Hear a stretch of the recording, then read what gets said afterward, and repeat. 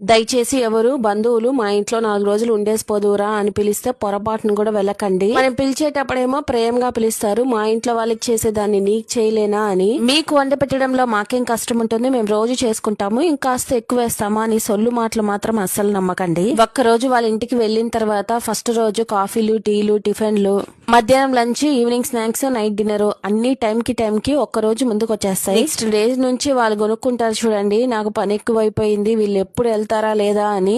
ఎంత blood relationship అయినా చేయి చాచి రూపాయి అడగండి, ఒకవేళ అడిగినా కూడా తిరిగి ఇచ్చే స్టేజ్ లో అయితే మనం ఉండాలి. బంధువుల ఇంటికి వెళ్ళినా కూడా పొద్దున మనల్ని ఎంత సంతోషంగా ఆహ్వానిస్తారో అంతే సంతోషంగా వీడ్కోలు కూడా చెప్పాలి. అలా ఉండాలంటే పొద్దున వెళ్లి సాయంత్రానికి మన గూటికి మనం చేరిపోవాలి. ఈ మాటలన్నీ వినడానికి కొంచెం బాధగానే ఉంటాయి గానీ ఇవే నిజాలు. లేకపోతే పక్క రోజు వాళ్ళు మాట్లాడే మాటలకి మన మనసు విరిగిపోయి వంకాయలాగా తయారవుతాము. సబ్స్క్రైబర్స్ ఇంతకీ ఈ విషయం పైన మీరేమంటారో తప్పకుండా కామెంట్ చేయండి. Tata, bye bye.